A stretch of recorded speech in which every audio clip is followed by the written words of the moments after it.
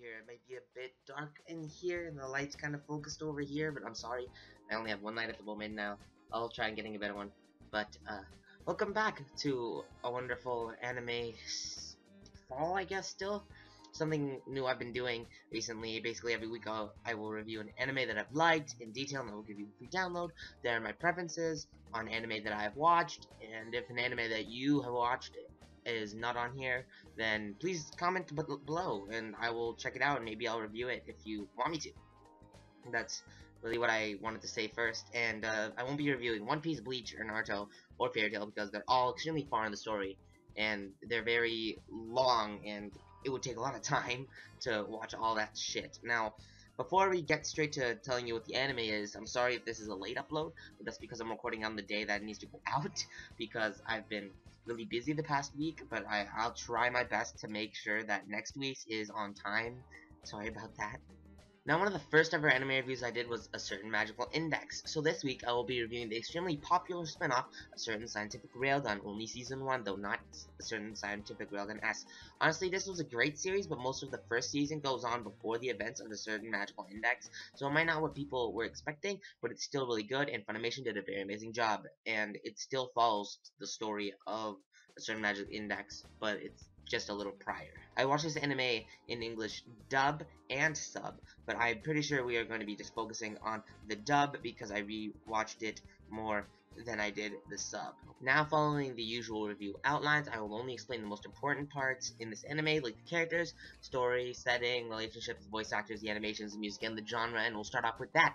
The genre is mostly sci-fi based, with a bit of school life, but they aren't really at school at all, and some romance with a lot of action. Now, the setting is the same as A Certain Magical Index, so if you need explaining to anything you don't understand here, check out that review. It's up here. It'll be here for most of the review, I think, for a while, just because I feel like you might want to see it.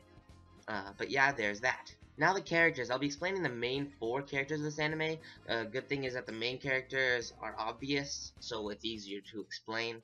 First is the true protagonist, Mikoto Misaka. She is a level 5 Esper with the power to control electricity. Her power is called Electromaster, and she's treated like a celebrity at her school, which is an all-girls academy. She is a hot-headed kind of person who likes to rush things and deal with things on her own because she doesn't want to hurt others who aren't involved. She loves childish things and electrifies anyone who pisses her off. Second is Misaka's sidekick, Kuroko Shirai. She is the level 4 teleporter who can teleport herself, others, or other things just by touching them, but only a certain distance. She is the most fucking weirdest person ever. She's obvious to everyone in love with Misaka, and is pervy as fuck about it. So pervy that I can't even explain because it's kind of wrong, but there's no nudity, so it's somewhat safe, but I suggest not watching this with your parents, because then you'll be seen as a creep. She works with the organization called Judgment, which works with the city police to capture rogue espers and just overall bad people who are needed to be captured with the help of Judgment, which is filled with espers. Third is Kazari Ueharu. She is a level 1 esper, but her power isn't introduced until much later in the anime, so I will not reveal it. She works with Judgment as the person on the sidelines that watches the enemy using the city's cameras. She is somewhat of a airhead, but can be smart when she wants to. She is a nice person and has a strong sense of justice and likes to help people whenever she can, but all she really wants to do is eat cake. Lots of it. And lastly is Riko Satin. She is a level 0 Esper, if you can even really call her that. She's just a normal girl who goes to Academy City to become an Esper, but when she was told she had no chance, she acted like it wasn't a big deal, but inside she was disappointed in her lack of ability. She's just a normal girl who likes to flip Ueharu's skirt, and that's really all. Her and Ueharu are like besties and are always together. She is a strong person who can't help but feel helpless when people use their Esper abilities to help her. The story explanation is a bit different to A Certain Magical Index, but basically it's the 4 of them doing random shit, but eventually end up in a bunch of scientific anomalies in projects that threaten the city, so they try to stop the evil peoples. That's really all. The animations were just like A Certain Magical Index. The characters moved very well, and it helped everything look very well put together. The color scheme for the whole anime was somewhat dark, and at times very, very bright. They were great, but they could have been better. Now, the voice actors. I'm going to tell you right now that I'm going to be talking about the English dubbed voice actors. Now, all the characters had great voice actors, and they used the voice actors to play their respective roles from Index, so they could play the roles from Railgun, which means Brittany Karbowski was obviously Nicola Misika, which was great because I love her and she's awesome. So, there are two problems with the voice actors, though. Satin's was a bit too mature. I just think she sounded pretty sexy for a middle schooler. I'm not creepy at all, right? Misaka's was perfect because her voice actor is one of my favorites, obviously. But Haru's, it was somewhat perfect for her kind of character. But Shirai's was not good. Let's move on, because I don't want to be raving here for a while. Now, music. Both the first and second theme song were great. I even remixed the second one over here. Now, the ending themes I wasn't so keen on. The background music was great as well, but like Index's, I don't think I'd put any on my eye. And now the rating part of these reviews. As a rating, I will split it up into 5 different categories: voice acting, the animations, the story, the characters, and the overall enjoyability.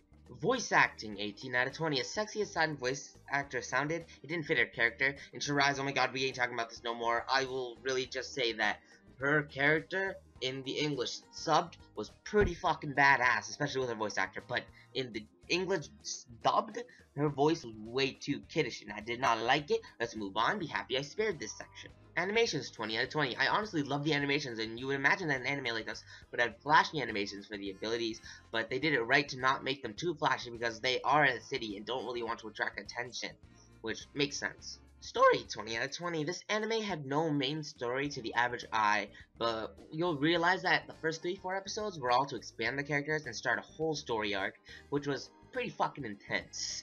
The anime had only 1 or 2 real filler kind of episodes, and I enjoyed the fillers as a healthy male, but there was no nudity, you perverted fucks.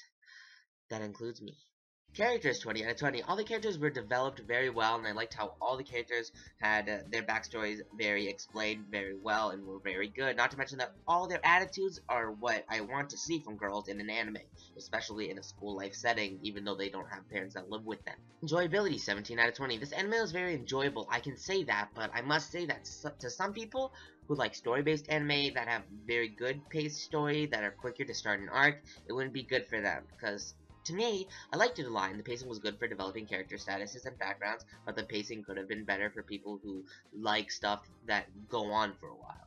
Overall score, 95 out of 100, 95%, an A grade for this anime. I hope you enjoyed the video. I was debating for a download link this week, but I decided not to as I own this anime myself. Yes, I own it. Let me see. DVD. Open it, there's multiple DVDs. Yes, I own this anime myself. And so I decided not to give you a download link, but there is a link to watch it on the Funimation website if you want to go check it out there. They have every single episode, and they have the second season's episodes in English, subbed and dubbed, if you would like to watch it in either. I don't think they have the English dubbed for the second season yet, but they probably will soon. There will be a link in the description to watch it. Thank you guys for watching. Scott Pokemon ID, out.